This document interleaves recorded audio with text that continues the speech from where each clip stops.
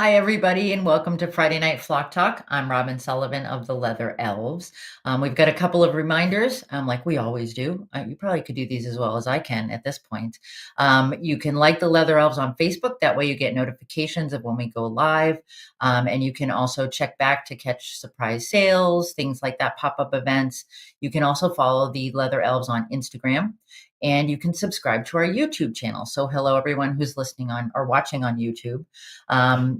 Tonight is I'm excited. I even brought my glasses so I would look smart, because my guest tonight is someone who always has wonderfully intelligent information, and he's a lot of fun. So I need to introduce him. I will always call him Danny, but I'll read you his bio. Daniel Sigmon is a published writer on avian topics. He has spoken nationally and internationally about birds and reconciliation ecology. He's a certified aviculturist level 2 and a member of AFA, ASA, ICA, IPS, and the Texas Ornithological Society. He has long been associated with the National Parrot Foundation, NPF, formerly the National Parrot Rescue and Preservation Foundation, NPRPF, where he coordinated the Parrot Festival from 2016 to 2020, and he is currently serving his third non-consecutive term as a member of the board of directors. So I want to welcome Danny. Hello. Hi, Robin. How are you? I'm very good. Very, very kind introduction there. Thank you. Oh, there's so much more.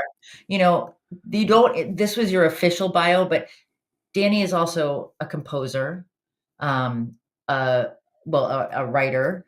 Danny, tell us, people who don't know you, and they should. Uh, what are they? What do they need to know? What else do they need to know? I mean, I don't think they need to know anything else because it's not that big a deal. But no, I started the first half of my life was as a musician, and yeah, I wrote a bunch of music. Which, by the way, I I this is my first time hearing your theme song, and I love it. So that's I don't fantastic. have an official one. I'm just kind of Nick does that and does a wonderful job. So you can Yeah, thank I, Nick for I that I one. love it. Yeah. So I'm a singer. I trained that was my instrument when I was in college, and life just has a way of taking very weird turns, which is how I ended up in front of your audience today. I never would have guessed. People when they think about when I was in my 20s, I aspired for people to know me, as one of America's great composers or something. And no one knows me as a composer, but I've even had people recognize me on the street for bird stuff. So that's weird, but whatever. So, So did you have a gateway bird like the rest of us? Was there a parakeet in your home growing up or so we did have my very first pet was a blue uh, parakeet named Blue Boy. And this was probably in 1979 ish. I mean, I think he only lived like 2.5 or 3 years because we knew nothing about how to take care of these animals back then, right? yeah. I mean, because yeah, and I have parakeets now that are like 12 years old, right? So, Mhm. but things You've have come come a so long far. way. But yeah, I mean, this is the back when you put the grit in there and the sand perches and all that, all my, Oh, goodness. I Um, remember my Nana. I remember my Nana had a budgie named Sleepy. It was a blue budgie, and it had a round cage that was in the corner of the dining room where everyone smoked after dinner, and the grit was in the bottom of the cage. Yeah, yeah, I yeah, remember. And different thank times. goodness we've come so far from there. So the budgie was or the parakeet was what started it, and where are Well, we not today, not Danny? real, not No. really, because I was such a little kid. I didn't really come back to birds. So I came across the work of Irene Pepperberg when I was doing my grad work in the early 2000s. So this is Alex. If people don't know, go look it up. It's amazing. Um, And I thought, oh, I really think I would like a parrot. But then you read, and they're like, they're a lot of work, they're a lot of trouble, they need a lot of attention. It takes up so much of your time. Don't be an impulsive buyer. Blah blah blah. And I was like, well, maybe I'll just sit on it. And then, about 10 years later, um, Jorge and I, my husband, had gotten together, and his philosophy is that a house can't be happy without a canary. And so we actually got a canary named Pito. And after about 6 months, I was like, well, this is actually lovely, and I still want a parrot. And so 10 years by any measure is not impulsive. And Yeah. so I got my Sun Conure Maxie, and she's still with us. She's about to turn uh 17, I think. And I had many of you saw me at AFA over the years with my little blue Pacific parrotlet, who she passed a couple of years ago at the ripe old age of 14 and a half, which Yeah. one of my vets said, 14 and a half year old budgie, I mean, 14 and a half year old parrotlet, take the win. And that was a good long run for her.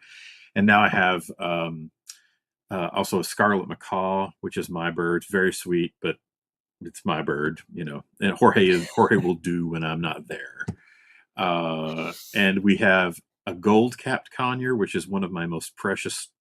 I love that Mhm. bird. It's so beautiful. I think it's one of the most underrated birds there are. And then we have a green cheek conure, which is another bird which I think is so underrated. Um, Mhm. Love that bird. And then we have five parakeets and a canary. So those are the birds in my life these days. Very nice. So I want to move on to our topic for tonight. So why this topic, Danny? What intrigued you about this? Um, it, so I'm a singer, and which means when I talk to my own students about singing, I describe singing to them as decorated breathing, because it's really all about breathing and controlling your breath and being aware of how your lungs work and how you move air and understanding the biology and the morphologies of all of the systems and how the diaphragm works. And we take that to be, people are really bad at assuming that if it's that way for us, it's got to be that way for everything. With anthropomorphism, the big boogity word that we Mhm. say. And So we assume that just because we breathe that way, everything else does. And turns out birds don't. And so when I initially came across their anatomy, I was just dumbfounded. I was like, this is like, it's because it's like they're from another planet. It could not be more different. And so that was just a fascinating thing for me to explore. Very, very cool. And so I have to tell you, Danny, part of the reason I reached out to you is, well, I love having you on anyway, but I heard rave reviews about your presentation at Parrot Festival. I know Karen is on tonight, and Karen Anderson from Avian Suite said it was perhaps the best explanation of the avian respiratory system she had for a layperson she had ever heard. Oh, that's very Um, kind. so yes, so let's get to the meat of things. So all right, so let's start out. Why is it birds can breathe while they're flying around up there where the rest of us it would be a horrible lethal situation? Well, and let's be clear. Like, when we say way up there, it's not Way, hard way to up there. believe. Yeah, like when we see, like, a flock of pigeons or something flying a couple hundred feet above us or whatever. But like geese, certain species of Mhm. geese, when they're migrating, are flying at 30,000 feet. Like That's when that's my where like ears are you can get, popping in, right? I mean, yeah, how like high? that. Well, most of your domestic flights that you fly in a jet in the United States is going to be between 25 and 32,000 feet. So they're Yeah. flying with the jetliner. So when you look up and you see the jet, not the ones that are landing, but the when you look up and you just see that white streak going across the sky and you can barely, it just, that's where they're flying, those geese sometimes. And so All right. it's way up there. And um, just to give you an idea, um, Mount Everest is 26,000 feet to the summit, and uh, it kills you. Like the number of people that are dead on that mountain is off the charts. It's scary actually. And today, when Sure. people climb up that mountain, you know, they actually, some of the landmarks are dead people. Like things like one of them is called Green Boots, and he's been there for like 20 years because you can't get him down. But so in this book that I was reading, that base, and we can talk about that at the end of the where I got a lot of this information. He posits the question of what it must be like for a person who is laying on their back on the top of Mount Everest, looking up, dying from lack of oxygen, looking up and seeing geese just flying overhead like it's no big deal, right? Yeah. So, so they're able to do this, which I think was your original question. Um, yes, I know you would. I get more stuff about these glasses. Um, everyone loves them. Um, the reason they're able to do this is because they don't breathe any more differently from us than is possible. We do what is called tidal breathing. And if you think about the tide that goes in and out, like we breathe in, Mhm. air goes in, we breathe out, air goes out. It goes back and forth. And that is a solution uh, to that is the mammalian solution to a low oxygen environment, and it's a superior solution to what came before, the alveolar kind of breathing with the little air pockets that we all learned when we were in school. There are certain advantages to that. It helps us to breathe with that kind of system. Birds, though, they do not do that at all. They have a unidirectional respiratory system, meaning that rather so when we breathe in and out, the your lungs never fully empty. So that means when you breathe that fresh air in, it's actually getting diluted with stale air. And then you breathe it out again. There's always stale air in your lungs. If you get all the air out of your lungs are collapsed, and then you're in the hospital. So, right, so they've got to have Good some to air know. in them, and it's stale. So it's less efficient. Birds have a unidirectional system so that the air passing over their lungs is always fresh. It's always 100% from the outside. Right? Nice. I saw the shock face, right? It's it's it's absolutely bizarrely alien. We can do Nick, would you give us number 17 right quick? And you can see So Danny, this is that's a yeah, that's yeah, yeah, go ahead. so it's always, I mean, they don't even need a filter. It's just fresh air all the time. All the time. All the time. And Wow. so it what and I will you can't I like this graphic because it shows you, so these are their lungs, but these are air sacs that are all the way through their body, all over and once, so it makes them light. When you're mostly composed of air, you're a lot lighter, makes it easier to fly. But this is all involved in the intake and exhalation of air. Now here's the thing. um, Nick, give us 20, please. think and is so you'll good. see he is okay. So this is a little bit small, but so what's really interesting is that when they breathe, um, you see their chest go, out and in, and you go inhale, exhale. Except that's us. That's not what's happening with them. They have what I call a two-stroke system, and if you probably can't. Do we have a pointer of any kind, Nick? We probably don't. Sorry, we Um, don't. that's okay.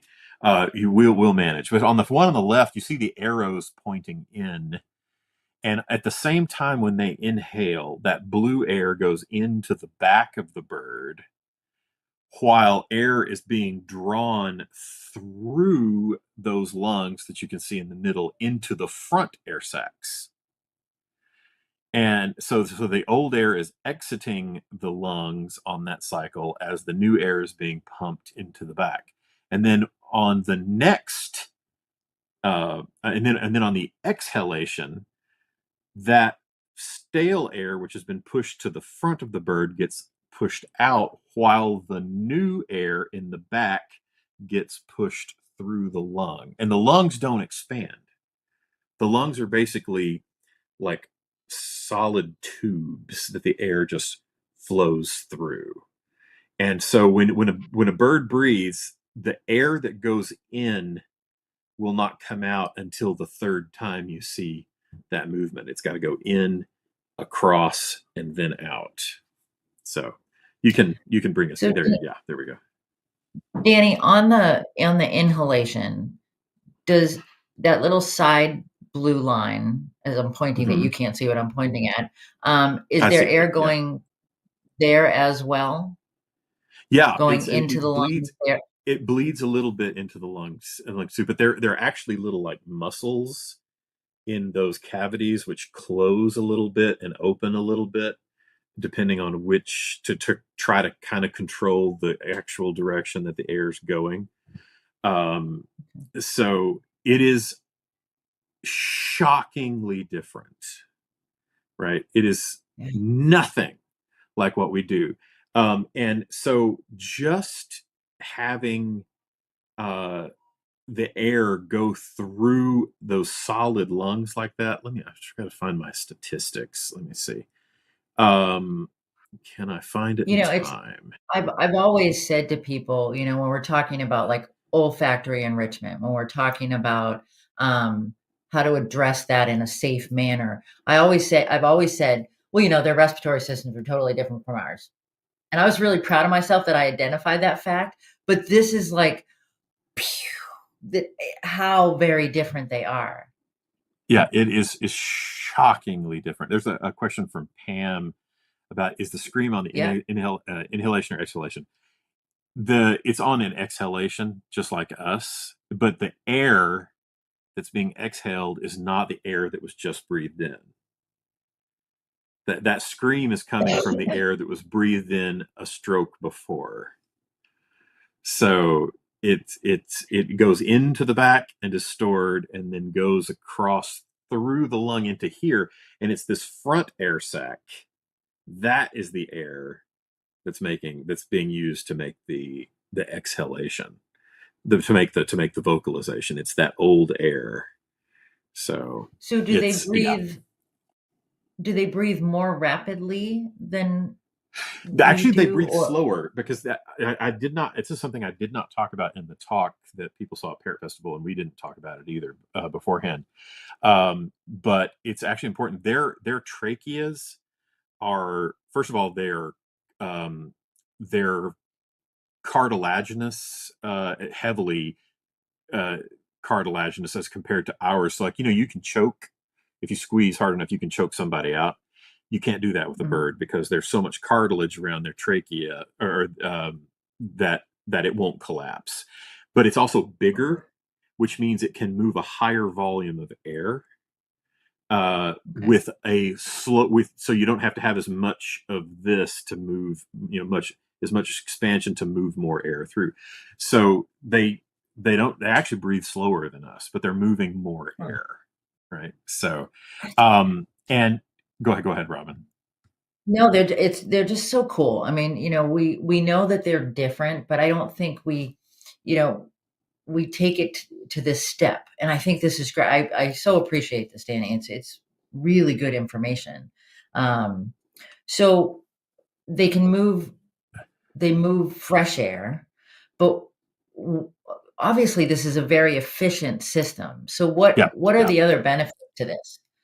So, like, just to give you an example, just having the lungs that don't expand gives them more. So their lungs have all these little like walls and curves and crevices and squiggles, but since they don't have to expand, so with ours we have the little alveoli, but they have to have room to expand. So Mhm. they have to have, so you can't pack as many of them into the same amount of space. With birds, Right. they can put more of these in, and just that alone makes them 30% more efficient at being able to suck oxygen out of the air. But at 20,000 feet, they are 200 times as efficient at getting oxygen out of the air as we are. Um, and part of that, I think, part of explaining that to people also, why is it harder to breathe? Ah, yes, the goose. Uh, that's actually that's a swan, and I'll there's a funny story about that swan. Um, but air is a gas, okay, and are composed of gases, and gases. One of the things, what's the difference between a liquid and a gas? Gas is compressible, liquid is not. And Mhm. so as the atmosphere is tall, like when we're down here on the ground, we have all of that. We have miles of air above us, which pushes down and creates atmospheric pressure, which compresses the air, right? So that means there's more of the stuff that we can get into our lungs because it's denser where we are. Up there, Okay. there is less pressure, and so the air becomes less dense, which means the oxygen molecules are further apart in any given volume of air. So there's less oxygen. There's still 21% oxygen everywhere, but you can't get as much of it into your lungs because it's more spread out, right? And so the birds are able to go past that fact because they're able to use oxygen so efficiently with this system. And they even to take it to the next level. If Nick, you'll put up number 68. Um, there's a little thing here that shows, and this is where the swan comes in. So no, that's 67. Yeah, there we go. Um, if you can see those little green lines that go out on either side, those are offshoots of the interclavicular air sacs. So if you think of your clavicle bones, um, there there's air sacs underneath those in birds, and they actually go into the bones of birds. So we've always heard, like, that one of the interesting thing about bird bones is that they're hollow. It does make them lighter, but it also makes them able to store oxygen there as well. And so when you have a bone break on a bird, it's a life-threatening injury because it is part of their respiratory system also. So if you get an infection in that break, it's an infection in their respiratory system. So it can be a very, very life-threatening. So that swan that Nick put up there, that actually is a story. We had a vet, Dr. Kimberly Rose, who's a vet who works at the clinic that I take my animals to, and she had a swan that had been mauled by a coyote or a dog or something, and had come in, and it was beat up really bad, and they were going to have to do surgery for this bird if they were going to save it, and they put the mask on it, trying to give it something to put it out, so they could do surgery, give anesthesia, and they could not get the bird to go down, and they're like, my gosh, I don't understand. But until she realized there was a compound fracture in the long wing bone, and that was exposed to the air, and so the bird was breathing unadulterated air through that wing bone, which was keeping her from being able to put the bird out with anesthetic to do the surgery. They had to close up Oh, that injury before they could put the bird asleep to do the rest of the surgery, right? that's So, wild. Yeah. I mean, so it's so much more than we always think about, okay, they've got air sacs, it's different, but that's just crazy. I mean, so I and we didn't discuss this question either, so I'm gonna throw it at you, and I'm sure you have an answer. Um, the temperature. So, we think about, when you get in the plane and you see the little ice crystals on the window, whatever. How do they manage that? How does that work with this system? so they have a really high metabolism, first of all, right? So they're hot anyway. Mhm, I think it was in like 100 and like 2 or 3 degrees is what the normal temperature of a macaw is, or something like that. mhm. But to think about, what do you do? I was just, thank goodness it was actually unseasonably warm. But a year ago, I was up in Iowa when it was negative 15 degrees. I'm still bitter about Oh. that. Yeah. So, but what do you do when it gets that cold? You reach for that heavy coat, and what is in that heavy coat? It's down feathers. Down. It's There we down feathers. go. So the birds are like really good at staying warm. That's probably why feathers came about in the first place. Like, I think there's actually even footage of naturalized scarlet macaws in Belgium, meaning they're just Mhm. wild, like nobody owns them, and they're playing in the snow. Yeah. So they can hang with the cold temperatures. It's just not a Well, yeah, uh, Roelant Jonker and, Grace Emeny in the Netherlands had a project called City Parrots, and it was about the macaws in the Netherlands, and yes, people were feeding them, but they were able to survive, despite the cold temperatures, so, yeah. Karen's correct in my 107, math there. there we go. So they're even hotter than we thought. That's right. But, no, it's fascinating. So, all right, so they have this really cool respiratory system, and we have our old, antiquated, in and out, boring respiratory system. How about other animals, Danny? How do they compare with other animals? So ours is actually, don't be too hard on us, because ours is a solution. It's a novel solution to the same problem, and it has to do with changing oxygen levels. But I guess we'll talk about that in just a second. But I'll just to give you an example of how our system. Nick, can you give us 14? Before he gets while he's getting that for us, Diane has a question. She says, "What about Oh, their sure. eyes at that altitude and temperature?" Well, they have what is it, a nictitating or whatever membrane that they can Yep. actually close over their eyeballs, and so Okay. they can they that keeps them from like freezing their eyeballs and stuff like that. So this is a Great. human lung, right? And this is an alveoli, or several alveoli. Um, and this is what we this was our solution to what we'll talk about in a second, which is a low oxygen environment. And that was how our ancestors figured this out. Nick, if you go to the next slide, but you'll see why. Don't be too hard on us, because this is what we call a septal lung, and these are actually lungs from a lizard, and you can see it's Okay. basically just two bags, um, Mhm.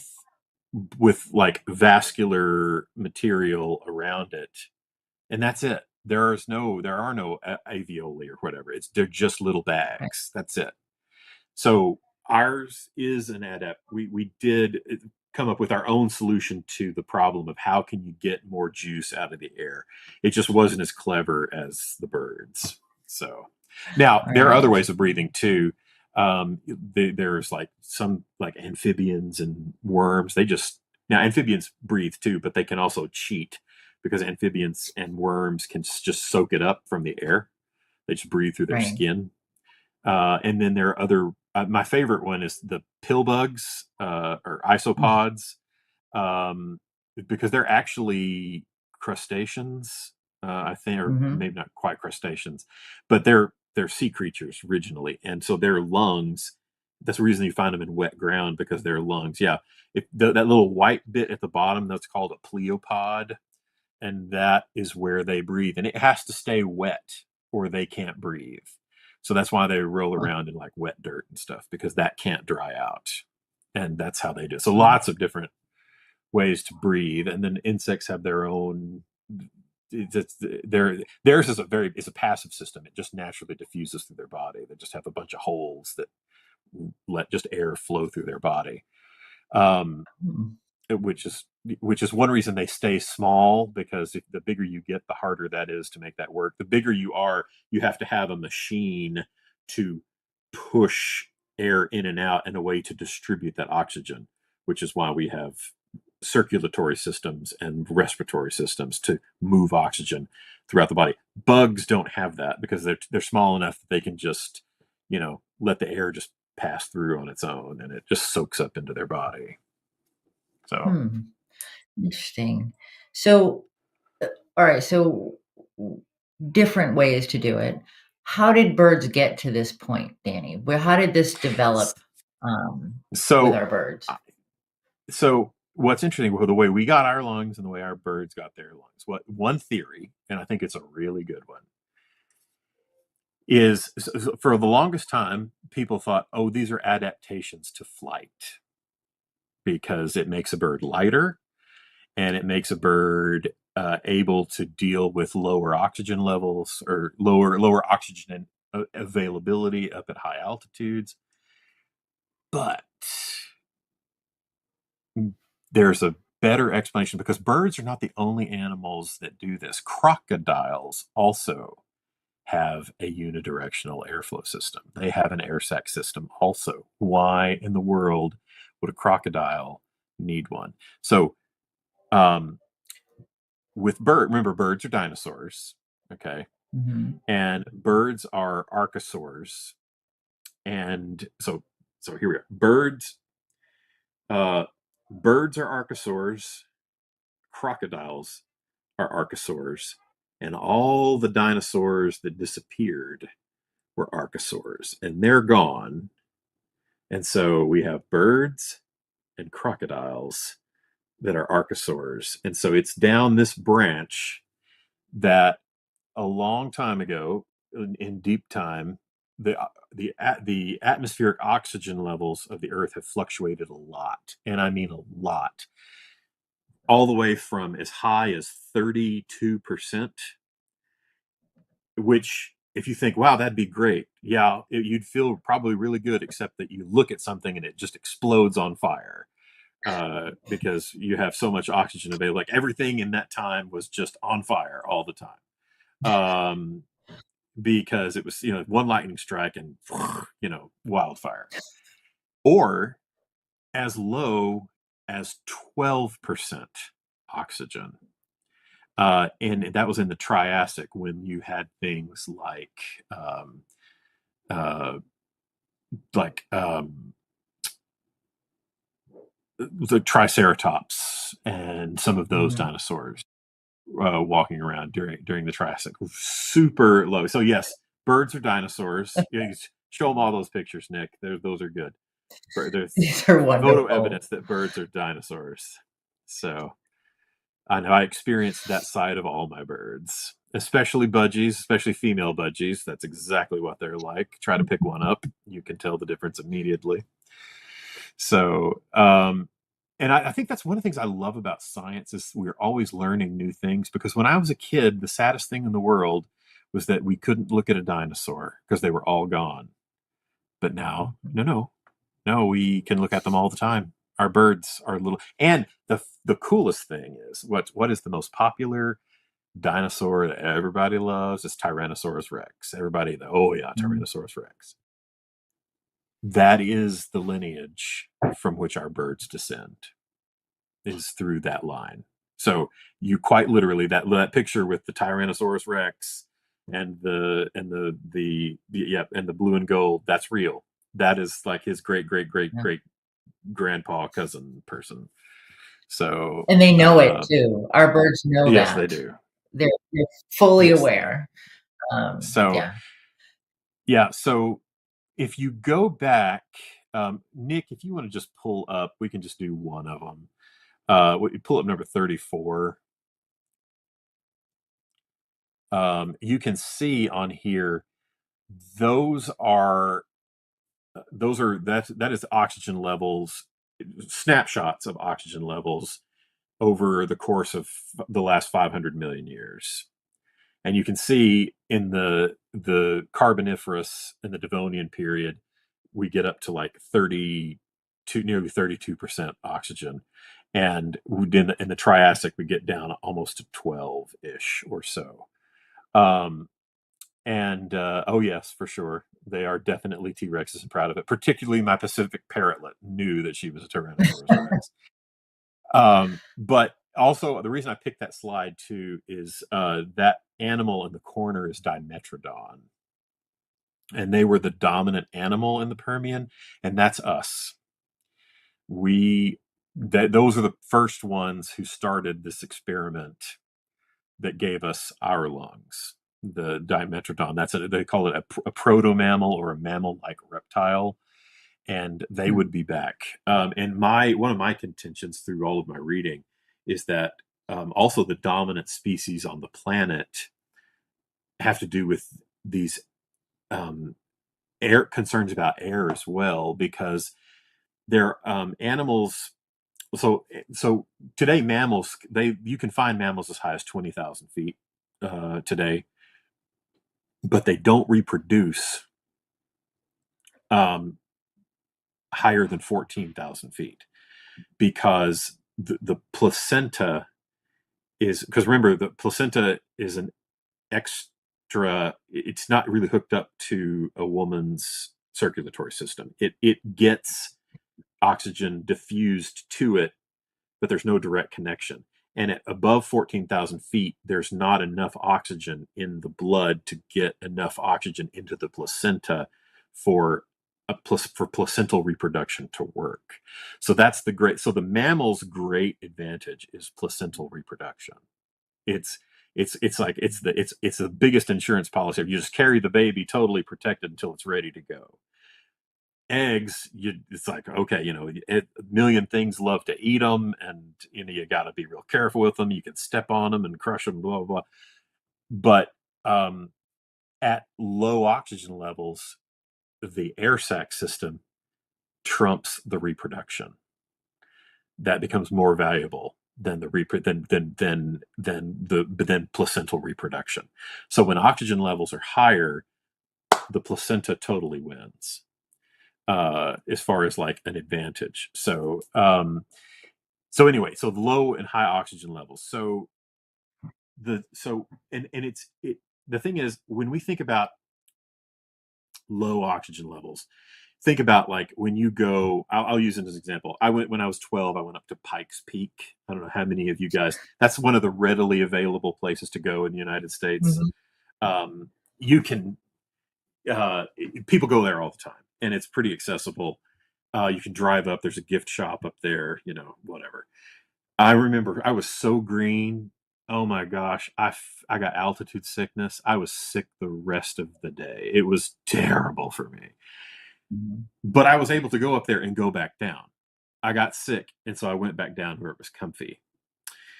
And up there, that is probably about mm, something around like 16-20% oxygen, comparatively. Uh, yeah, like 16%, 14% in there. And but I would go down. But in these time periods of millions of years, you couldn't go anywhere. It was just how it was. It Yeah. was just Pikes Peak all the time, and you had nowhere to go. And so you were in what happens when you have less oxygen, when you can't breathe. Like if you're thinking about hiking way up in the mountains or something. You're and you're slow and squishy, and you don't feel good, and you may have a headache, and you can't move as fast, and your heart's beating like crazy. That's just how it is for millions of years. And so everybody was like, slow, like, the predator running from the prey running from the predator was like, uh, uh, and the predator coming to get it was like, uh, uh. So if you could breathe better, you could get away. Or if you could breathe better, you could get lunch easier. And so mammals came up with the alveolar system, which helps on exhale. It helps to move air more easily, helps to create more surface area compared to um, those I forget what I call them. Anyway, the bag lungs, and then the air sac system was the winning combination when oxygen was so low, because they could use it. I think so. And remember, actually, I can show you. I don't know if you want to do this now, Robin, but I can show you. I can give you examples of what this would feel like in today. Do you want to do Absolutely. that now? Okay. Yeah, So fine, that's great. so Nick, if you give me 40, and I'll pay you back later. Danny, this is Oh, oh, oh, this oh. is wonderful. So if you look at, okay, so if you want to know what it was, so today, 21% oxygen. And we've had this for around the last, I don't know, um, like 60 million years or so, 30 million years.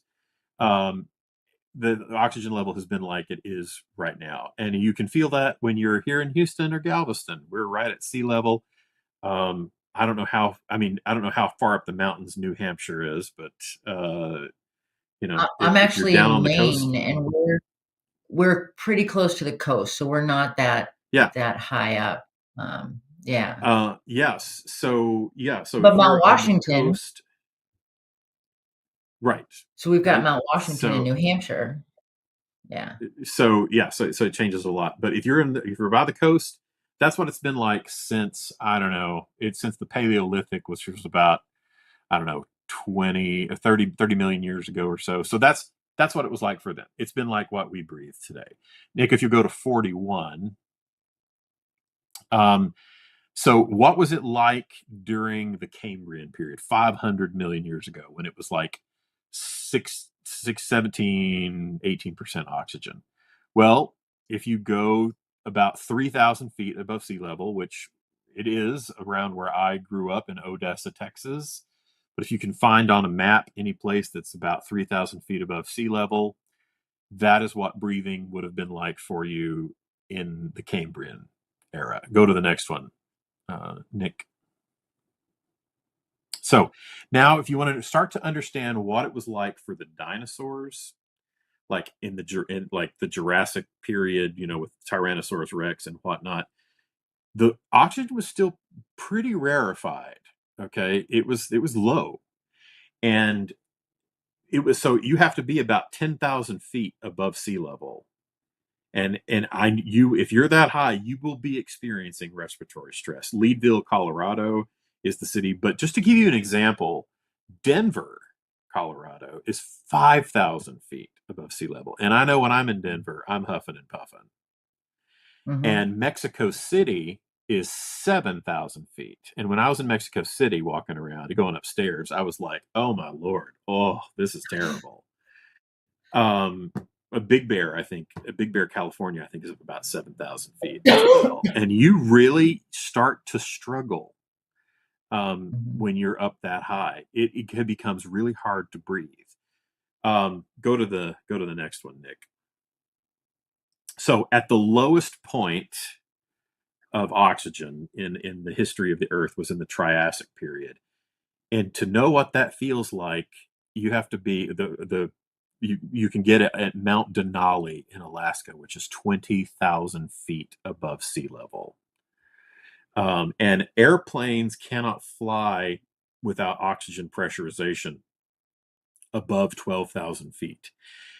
You may have heard of these stories where airplanes lose lose cabin pressure, and that like the airplane is just flying on its own, a ghost ship with everybody inside of it, either dead or unconscious.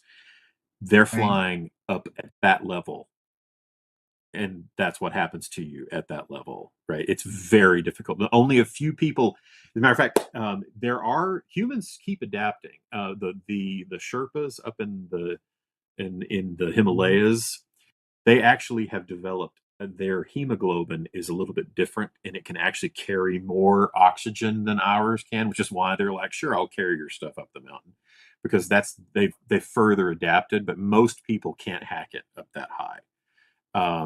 But now for the fun stuff, if you want to know what was it like when oxygen was aplenty at 30%, go to the next slide, Nick.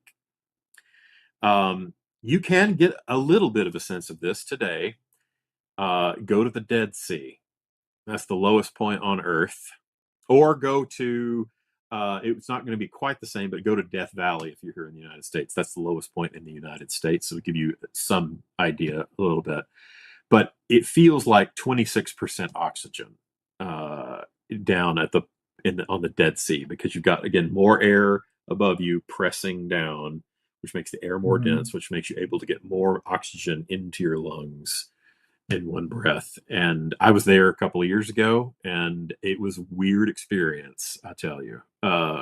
So so that's what it was like, and that's actually not. It was higher. I mean, it was up to 32% oxygen, but that's as much as you can get here on Earth without doing something weird in like a hyperbaric chamber or something, or whatever. So you can know uh, what it would have been like. But just it's important to remember when you think about 10,000 feet, when you think about what you feel like when you're walking around at an altitude of 10,000 feet, and know there is no escape, there is nowhere to get away from that.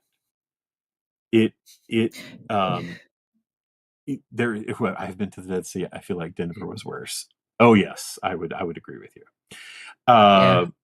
so, but that, and so if there is no escape, then something has to change in your anatomy to deal with that. If you want to be faster, if you want to feel better, if you don't want to be confused and slow and squishy, you have to respond biologically to that. And it turns out that all of the things that help Tyrannosaurus Rex be a better Tyrannosaurus Rex actually helps a bird fly. Because if you're a giant Tyrannosaurus Rex, you need to be as light as you can so your bones are hollow. You need to move as much air as you possibly can because you need to run faster than the thing you're going after. So maybe if you make more efficient use of the air, you'll be able to do that.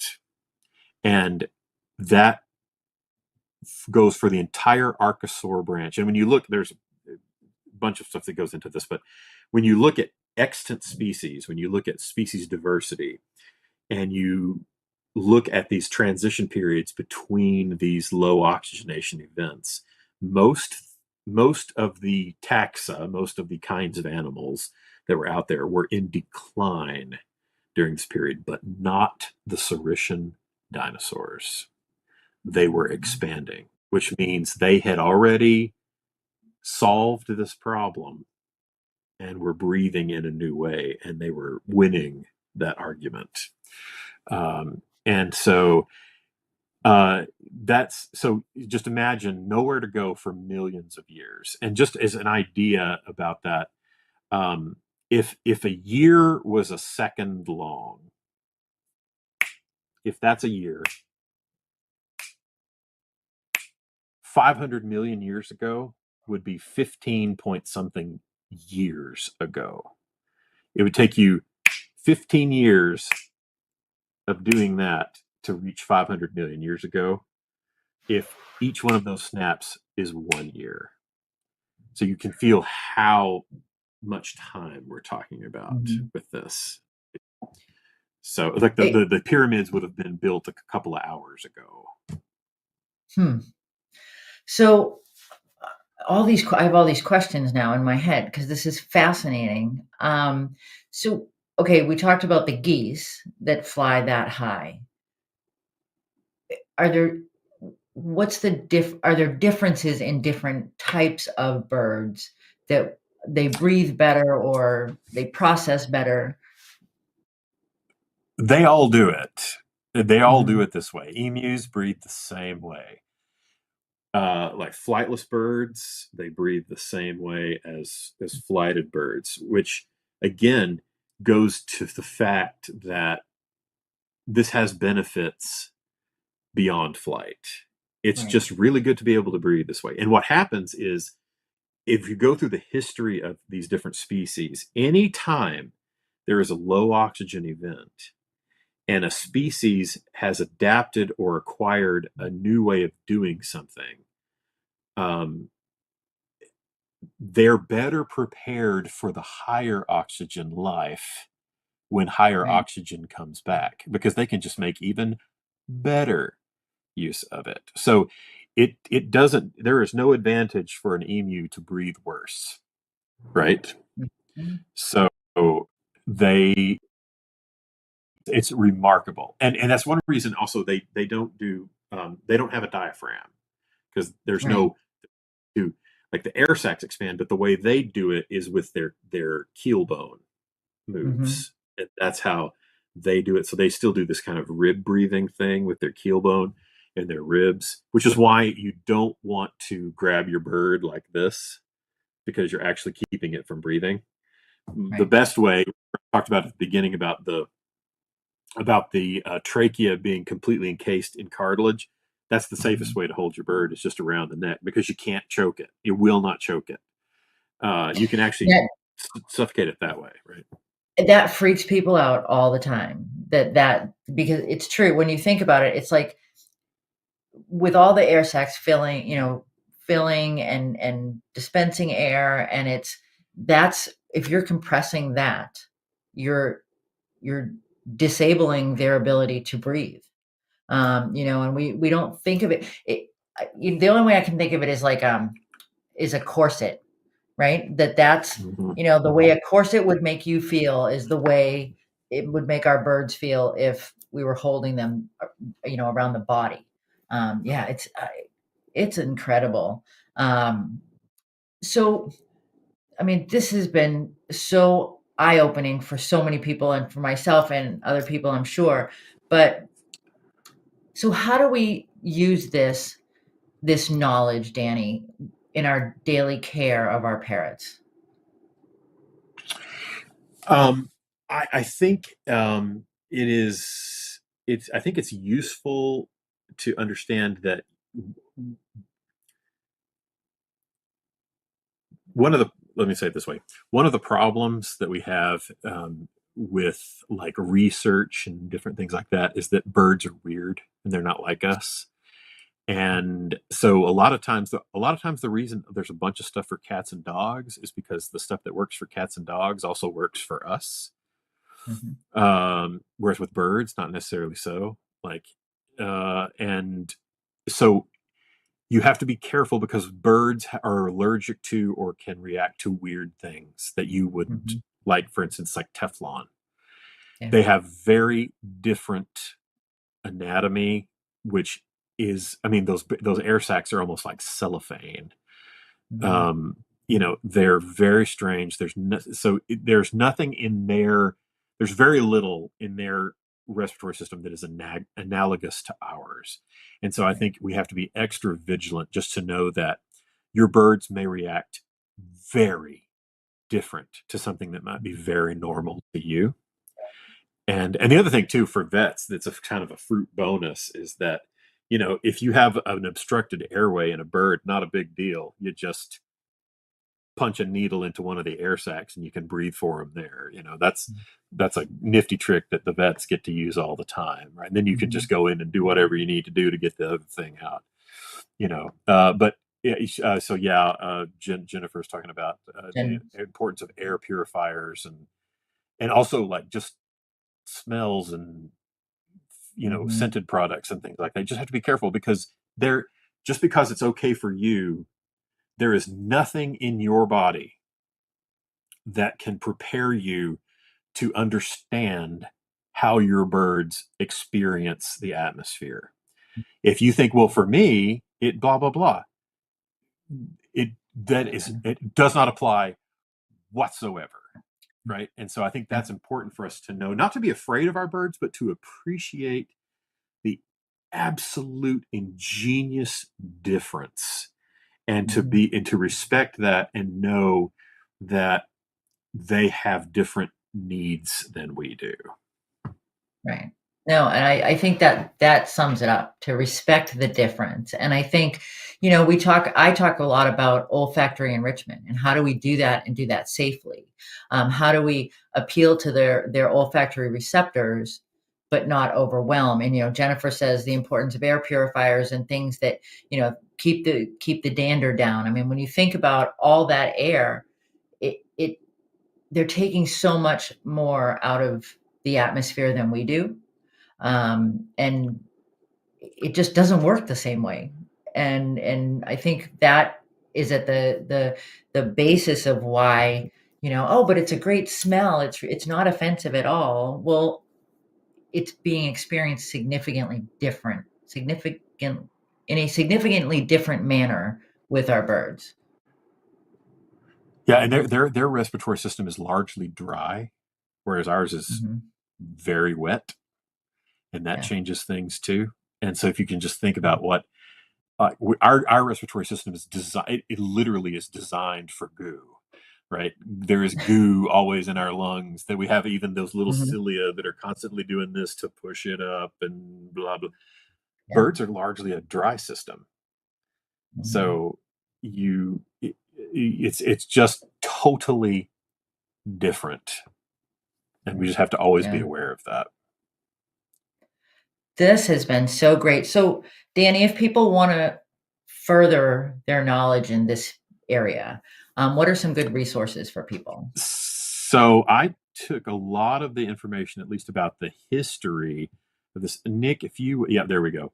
Uh, Peter Ward. This is a great book, Out of Thin Air: Dinosaurs, Birds, and Earth's Ancient Atmosphere. This is actually a kind of a page turner, and I say that in light of my own nerdness, but it is actually a really neat book to read. It is really well written and it's quite engaging. So a normie could read this and really get into it. It's a fascinating book. I wrote There's a it couple down. I others. can probably handle this.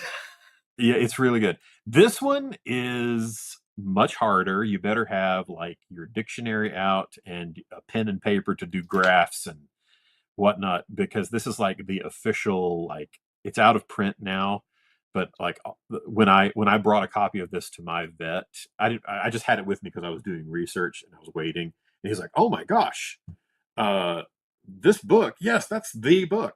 And it's out of print, but and it's quite expensive because it's out of print, but if you go to that link, my link tree, which you see there, you can actually download the PDF. There was a person that scanned the book and you can download the Yeah. PDF. Okay, so and there's that, and then there's one other one. This one is a hard book because that book is like I don't know, like 20 by 16, and I thought, oh, it'll be a nice picture book. No, it's double columns of tiny print with some pictures. But Dinosaurs of the Air: The Evolution and Loss of Flight in Dinosaurs and Birds. And there's a lot in there that talks about the transition from creepy crawly things to walking on 2 feet to flying and then back and forth, and how that happens. And there's a lot of really good information in there, but that one's also really dense.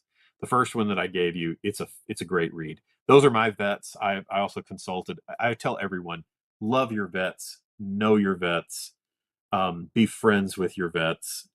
And they were very helpful in talking with me about avian anatomy, and that story about the swan actually comes from Dr. Rose. And but anyway, I have a wonderful relationship with them, and everyone should have a wonderful relationship with them. And that's Ricky Bird. That's my sweetie Ricky Bird, who passed away a couple of years ago.